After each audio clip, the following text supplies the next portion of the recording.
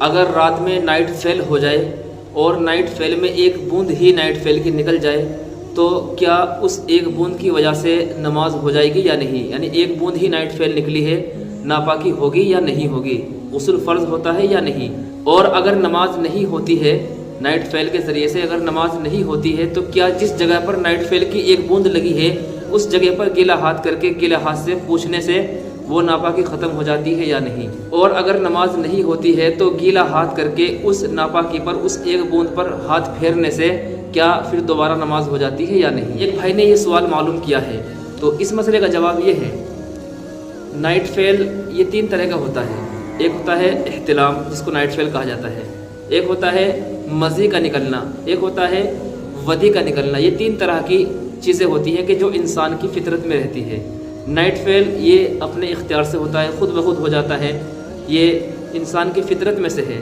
اور اس کا طریقہ یہ ہے کہ جب انسان سو جاتا ہے، نیند میں رہتا ہے، تو شہوت کے ساتھ میں جو انسان کے اندر جو ایک خواہشات رہتی ہے، اس خواہشات کے ساتھ میں منی کود کر نکلتی ہے، شہوت کے ساتھ میں نکلتی ہے، تو اس کو منی کہا جاتا ہے۔ اور وہ گاڑھی ہوتی ہے، سفید رنگ کی ہوتی ہے، اس کے اندر چپکاہٹ ہوتی ہے، اس کے اندر ایک خرما شگوفہ جیسی اس کے اندر سے ایک بو آتی ہے، اور جب وہ سوکھ جاتی ہے تو سوکھنے کے بعد میں اس میں انڈے کی طرح بو آتی ہے، تو اس کو تو بولتے ہیں احتلام، نائٹ فیل۔ تو اگر یہ ہو جائے رات میں نیند کی حالت میں، اگر یہ نائٹ فیل ہو جائے، چاہے ایک بوند نکلے یا چاہے زیادہ بوند نکلے، کتنا بھی نکل جائے، اگر یہ اس حالت پر، اس سچویشن میں یہ چیزیں نکلتی ہیں، اس طریقے پر نکلتی ہیں، تو آپ کے اوپر غسل فرض ہو جائے گا، آپ کے اوپر غسل فرض ہو جاتا ہے۔ اگر ایک بوند ہی کیوں نہ نکلی ہو، شہوت کے ساتھ میں جو منی نکلتی ہے، جو میں نے ابھی بتایا ہے، اگر اس طریقے پر منی نکلے گی تو سب سے پہلے تو آپ پر غسل فرض ہو جائے گا۔ آگے آپ نے جو معلوم کیا ہے کہ ایک بوند لگی رہ گئی کپڑے پر اور ہم نے نماز پڑھ لی، کیا نماز ہوگی یا نہیں؟ تو اس کے بارے میں یہ حکم ہے کہ اگر آپ نے غسل کر لیا، کیونکہ پہلے تو غسل کرنا ہوگا آپ کو، اگر منی نکلی ہے نا تو غسل تو ہر حال میں آپ کو کرنا ہوگا، بغیر غسل کے نماز نہیں ہوتی ہے، اور جو نماز پڑھتے ہیں تو وہ گناہ اور ملتا ہے۔ تو سب سے پہلے تو غسل کرنا ہوگا، کیونکہ آپ کے اوپر غسل فرض ہو چکا ہے۔ تو غسل کے بعد میں اب وہ منی اگر ایک بوند ہی لگی ہے، تو اگر واقعی ایک بوند لگی ہے، بہت کم مقدار میں ہے، اور دھوکے سے آپ کو پتہ نہیں ہے، شریعت نے اس کے بارے میں ایک حکم یہ بیان کیا ہے کہ انسان کا بدن تو پاک ہے، لیکن بدن کے پاک ہونے کے ساتھ ساتھ میں کپڑوں کا پاک ہونا بھی ضروری ہے۔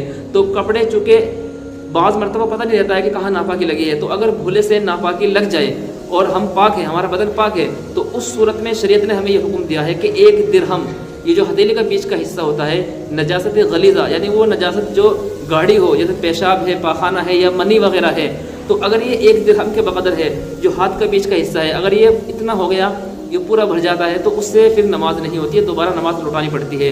اور اگر اس سے زیادہ ہو تب بھی نماز نہیں ہوتی ہے۔ ہاں اگر بہت کم مقدار میں ہے، معمولی مقدار میں، 1 درہم سے کم ہے، یہ بیچ کا جو حصہ ہے، ہتھیلی جو بیچ کا ہے، اس سے کم ہے، تو پھر نماز ہو جاتی ہے، نماز کو دہرانے کی ضرورت نہیں ہے۔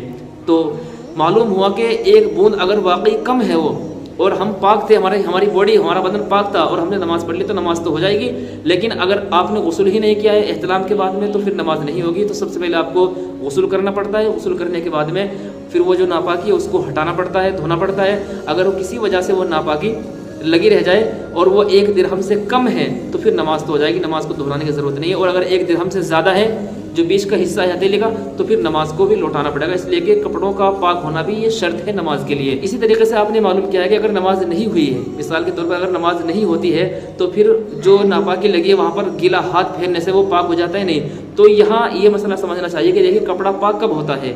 ہم جب پاک کرتے ہیں نا کپڑا، تو پاک کرنے کا طریقہ یہ ہوتا ہے کہ اس کو پانی ڈال کر کے اچھی طریقے سے 3 مرتبہ نچوڑا جائے، تب وہ پاک ہوتا ہے۔ امید ہے یہ آپ کی بات سمجھ میں آ گئی ہوگی۔ آپ کے بھی کوئی مسائل ہو کمنٹ باکس میں لکھ دیں، انشاءاللہ ضرور اس کو بتایا جائے گا۔ تب تک کے لیے اجازت، السلام علیکم ورحمۃ اللہ وبرکاتہ۔